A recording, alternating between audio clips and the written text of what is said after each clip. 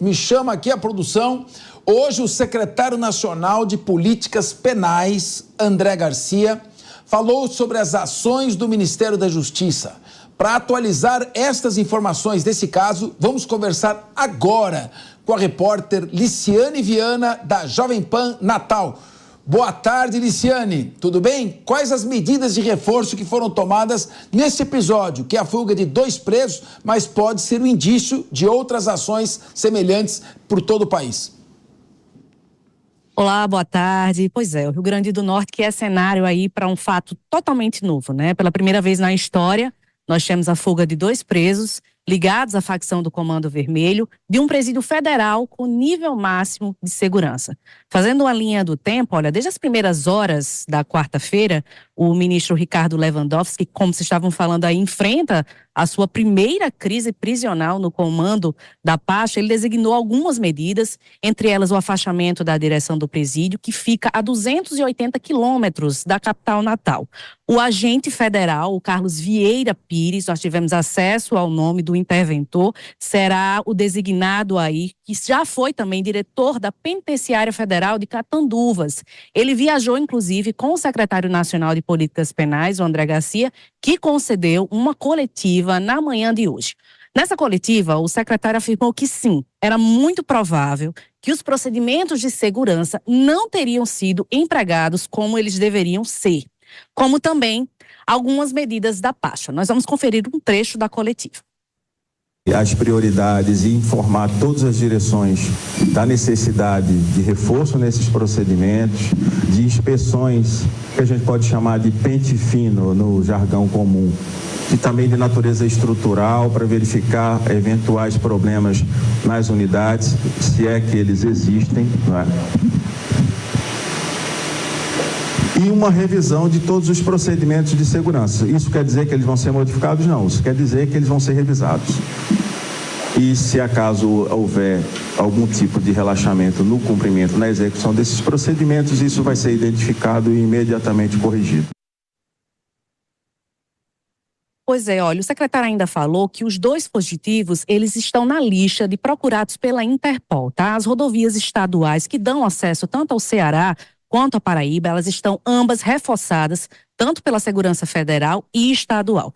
Ainda na coletiva, o secretário teria falado que as lideranças que teriam fugido, elas, a princípio, elas não causariam medo à criminalidade local, que a tendência é que elas evadissem.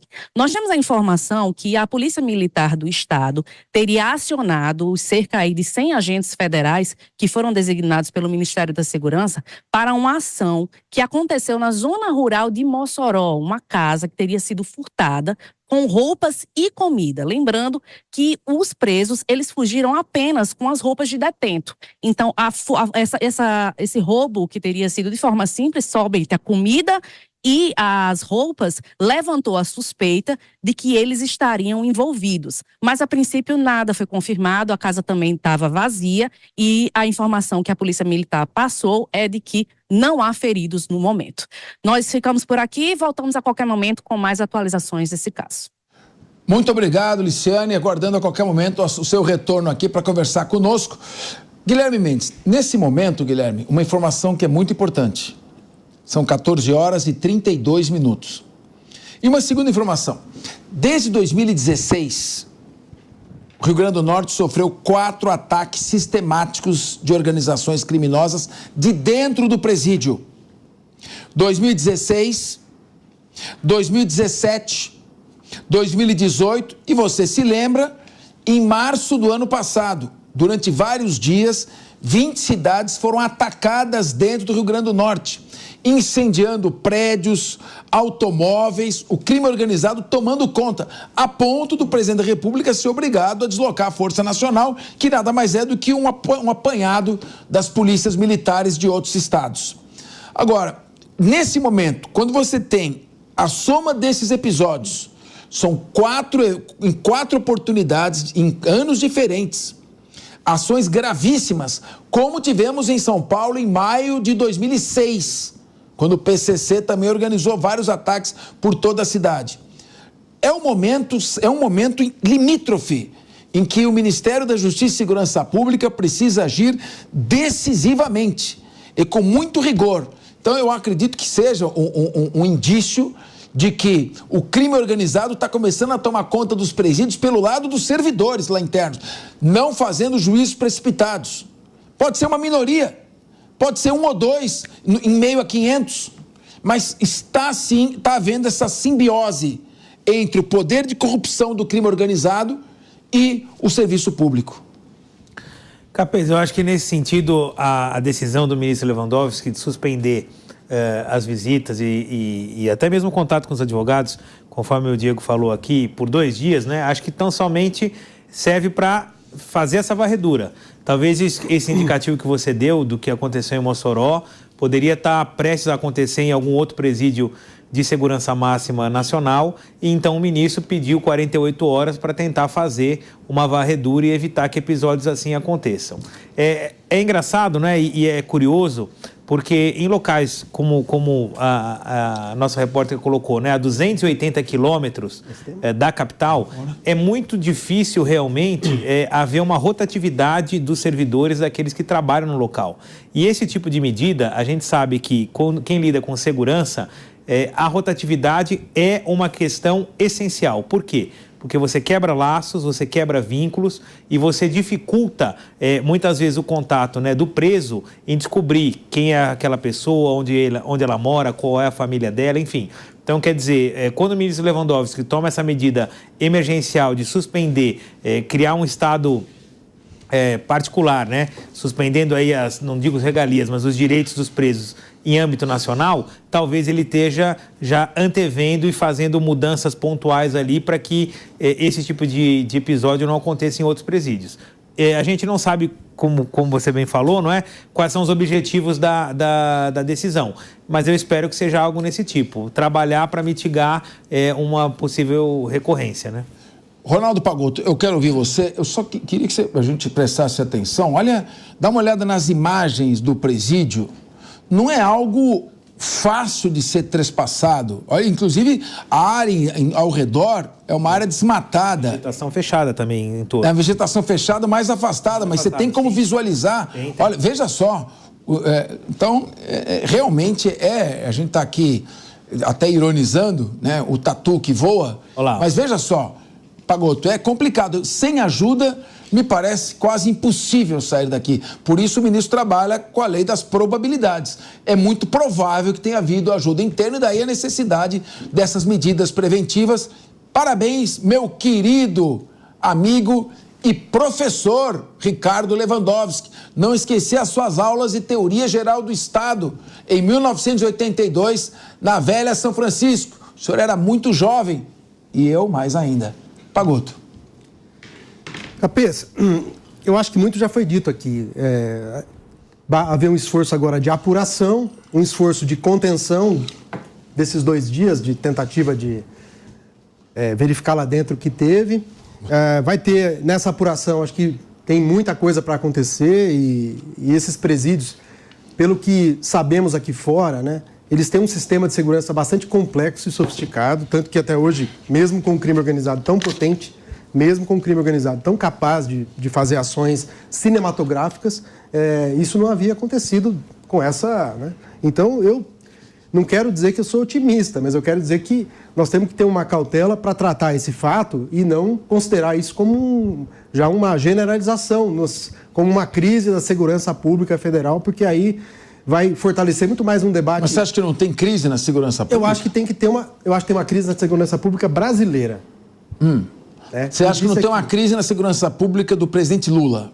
Tem uma crise de segurança... Não, mas também não fulaniza. Porque aqui nós não estamos partidarizando a discussão. Nós estamos falando de uma crise na segurança pública e estamos falando de um crime organizado tomando conta do Estado brasileiro, independente de ser Lula, Bolsonaro ou Dória. Estamos comentando aqui em termos objetivos.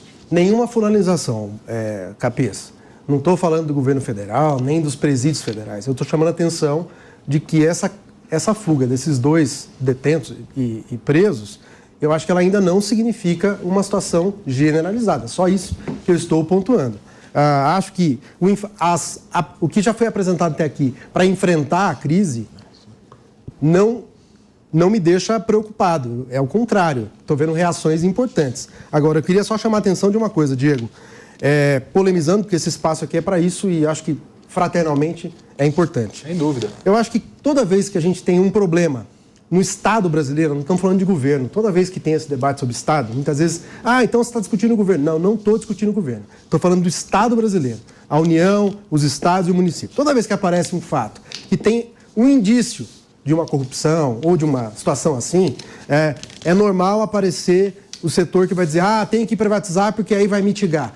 Não é verdade. A experiência das empresas privadas que atuam com o serviço público é de presença de muita presença de corrupção. Cartel. Cartel é um fenômeno que elimina a concorrência em vários setores. No Brasil. Nós estamos falando de Brasil século XXI. Não estamos falando de uma novidade ou de um fato que eu descobri. Então, eu acho que esse debate enviesado para já tratar como sendo um fato, né? A fuga foi condicionada por corrupção. Logo, tem que privatizar. Eu acho isso um erro, uma precipitação. Eu acho que nós temos que discutir no setor privado brasileiro geração de emprego em setores estratégicos para mudar o país e o país deixar de ser um país agroexportador para ser um país gerador de emprego em setores de ponta. Eu acho que esse é um debate que precisa ser feito aqui, muito menos do que essa de tratar uma possível situação de corrupção como um fato dado, logo já vai privatizar. Porque aí você vai ter que fazer isso com a segurança pública no sistema geral, porque em todos os setores você tem problema de corrupção. Não necessariamente. Em todos os setores. Você pode segmentar. Sim. O professor Capês mesmo Eu acho o seguinte, eu sou, por princípio, favorável a privatizações. O que pudesse ser privatizado, serviços de hotelaria dentro dos presídios, se pudesse ser privatizado, sim. Há, claro, áreas que são impossíveis de serem transferidas ao particular. Justiça, distribuição de justiça, ela é indelegável. Segurança pública, ela é indelegável, mas é possível, em alguns pontos, fazer. Parceiro, não acho também que tenha que se ligar a fuga à necessidade da privatização. Mas eu não acho que foi isso que o Diego falou. Como você o citou, você tem 30 segundos para defender a sua posição, porque acontece o seguinte: o Lula está no Egito, está encontrando o presidente Abdel Fattah al-Sisi. Então eu preciso primeiro esclarecer a sua posição, porque eu acho que o Pagotto não entendeu a sua posição. O Pagotto está achando que você está politizando a discussão, o Pagotto acha que você está querendo atacar o Lula, o Pagotto está falando, o Pagotto já trouxe o aspecto político-eleitoral para a mesa. E nós estamos falando de segurança pública. Debater privatização.